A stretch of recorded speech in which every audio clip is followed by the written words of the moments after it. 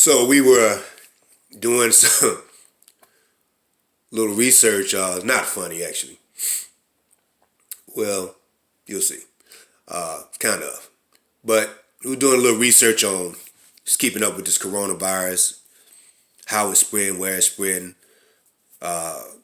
Here in Georgia, we got 3,000 new cases since last week. Ironically, that's following the Dumbo of Georgia, the so-called governor of Georgia, reopening the state very prematurely. So there you have it. But it's really up to the people to use their ori, their spiritual head, to figure out, use their common sense to not be going around this stuff knowing that this virus ain't going nowhere at all. We did a little research, and when we found out something that makes sense, knowing the mentality of Christians and Muslims, but we didn't know it for sure. It's kind of like back of the head kind of thought. And they say that the Christians and the Muslims are some of the main ones really spreading the virus because they've been bucking the social distancing thing. They've been defying it from day one. Like I say, didn't know it for a fact, but it makes a lot of sense knowing how they think. And what we mean by that, they literally, are saying stuff like the Lord will save me, will take care of me, and all that. And then next thing they're laid up in the hospital 3-4 months. We even heard a Catholic priest for the CNN News, the religious correspondent or whatever. He was like, this doesn't make any sense. People, shouldn't be doing this. You got to take precaution. And he himself said, people saying that the Lord is going to take care of me. But now, he's kind of criticizing that, but he comes from the church that created that mentality. No matter what people say, Baptists, Methodists, even Jehovah's Witnesses, however recently they're made, some kind of way, some kind of way they descend from the Catholic Church. If it weren't for the Catholic Church, wouldn't be none of them. Most of these churches were created out of a denomination was created out of some kind of dissension they had with the Catholic Church. Catholic Church is still their mother. How can you deny your mother? I don't care if you are Baptist. But the Muslims are doing the same thing. Now, what does that tell you? The Christians and the Muslims came and raped Africa, and still are raping Africa, raped his people, literally, sold his people into captivity, continued a diabolical program of misinformation, disinformation, and the destruction of that very people's soul, if they could, and a very damaging thing on their mentality. That's why they run around here talking about they Baptists and Methodists and Muslims and Allah this and Allah that, everything but their own African ancestors, their divine divinities or deities, the Orisha or the Hum or the Alusi of the Igbo people.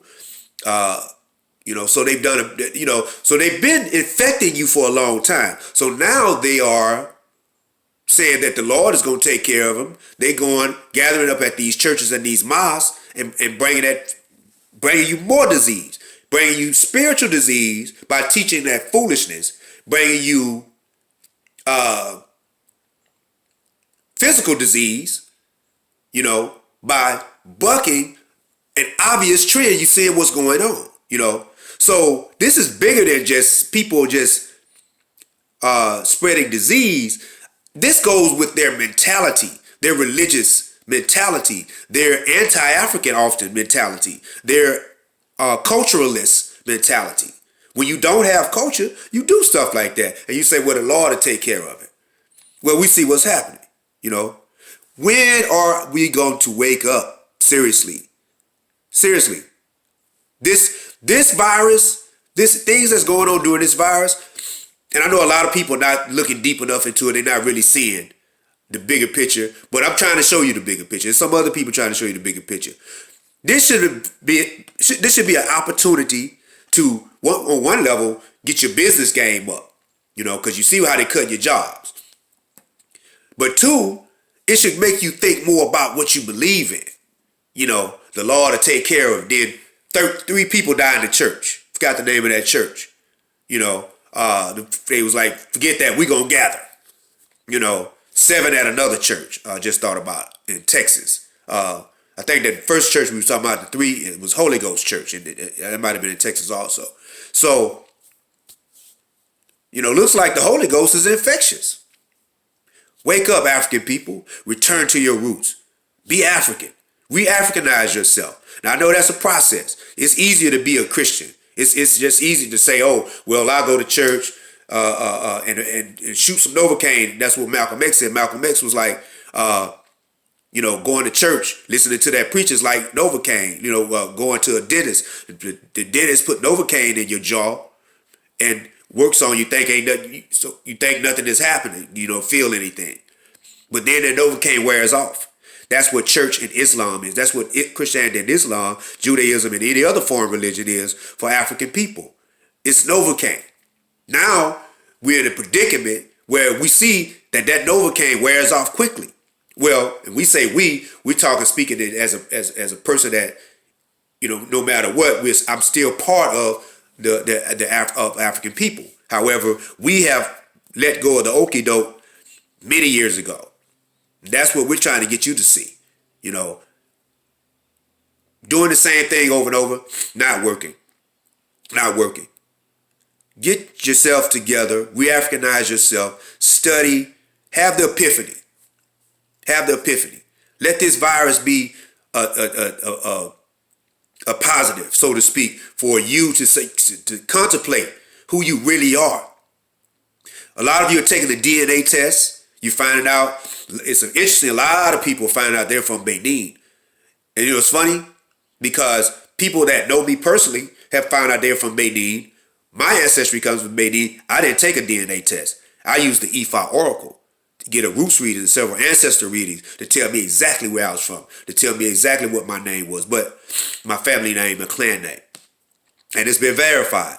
Didn't need no DNA test. But so let's say this is when the DNA test is right, you're from Benin and all that. But you still talking about Jesus and Allah. You talk about Benin, you can't talk about nothing but Vodun. Yes, many of them have been tricked into Catholicism over there. But that's a colonial vestige. What were they doing before they became Catholic? So wake up. But now it's not just enough to divest yourself of your oppressor's religion. You have to divest yourself of your oppressor's thinking. You have to divest of the Yovo, the non-African, the cracker that's within yourself. Extract that. Just like you need to extract a disease that's in you.